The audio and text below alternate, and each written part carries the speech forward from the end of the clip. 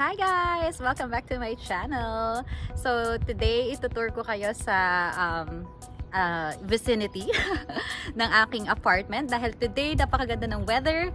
Sobrang ano na talaga, springtime na talaga. So yay! Yung mga halaman, may bulaklak na, may dahon na, buhay na, ganon. So dahil maganda yung panahon ngayon, itutour ko kayo kung anong meron dito sa apartment namin. So ito yung building ko, ito yung apartment namin ni Hannah.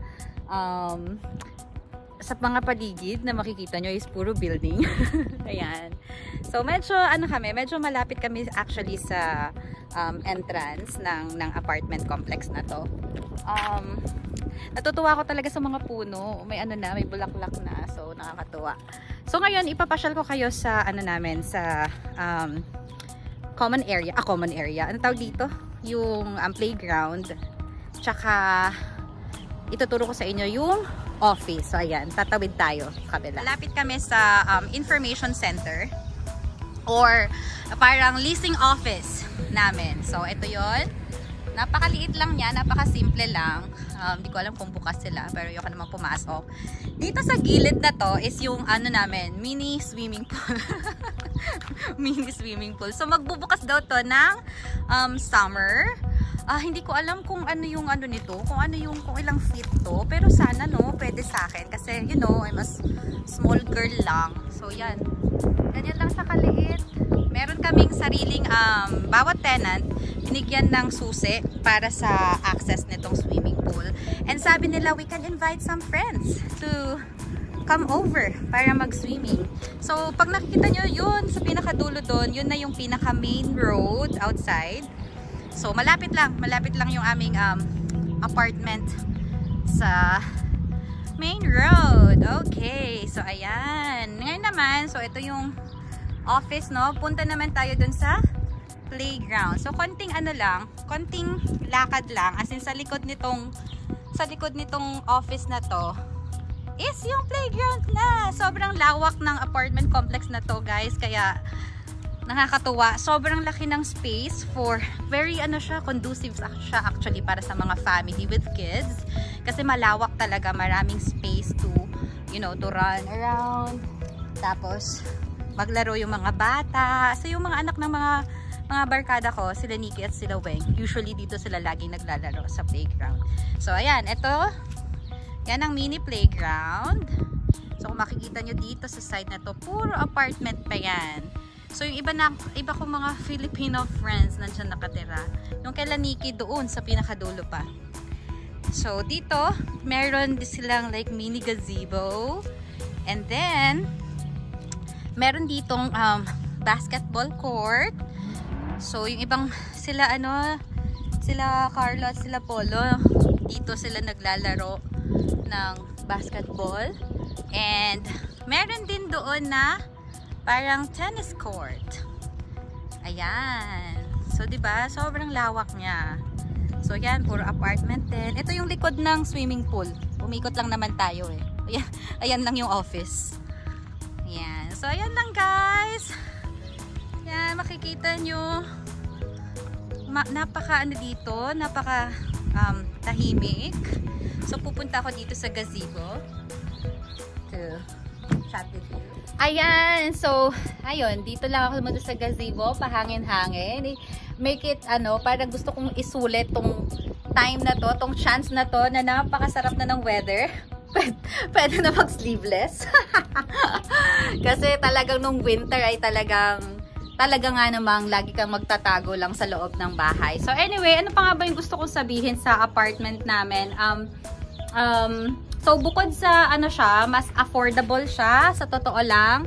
Mas affordable siya kaysa sa pinakauna kong apartment. And, maganda, yung location. Okay, yun yung parang, advantage nitong location ng apartment na to. Kasi, nasa nasa sentro siya.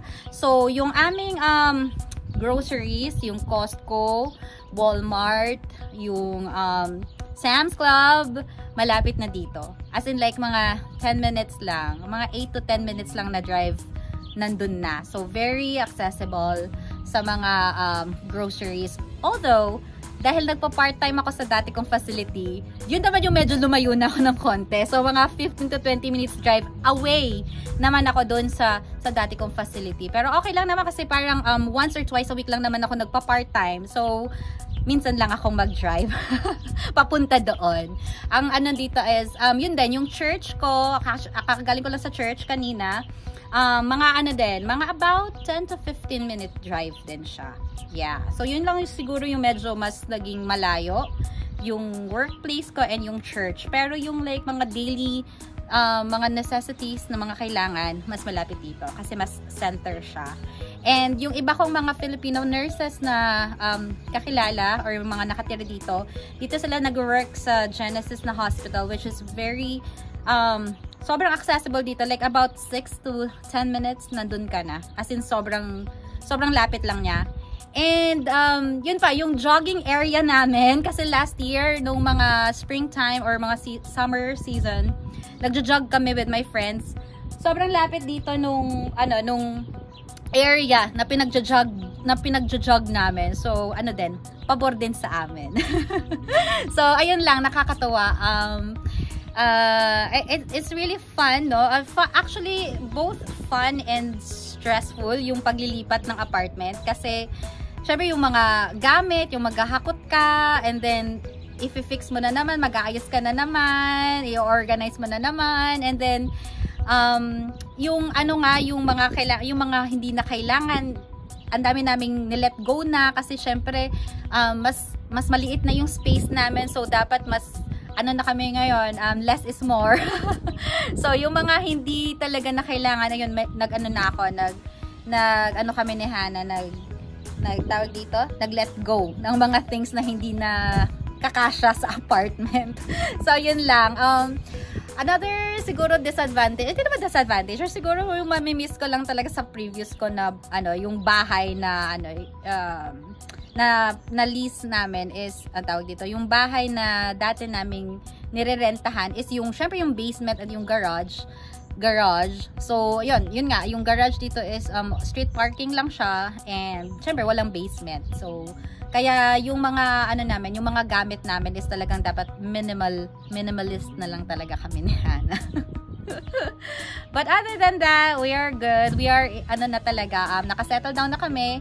Mga 2 weeks na kami nakastay dito sa apartment. So we are like, you know, hopeful pa for more sana mga get-togethers with other Filipino friends, and more activities pa this coming spring and summer, I mean, kasi talagang konti lang yung activities namin for winter kasi konti lang din talaga yung magagawa mo dito pag winter. So I'm so excited for more to come. So thank you so much guys for watching, and I hope to see you again in my next one. Bye!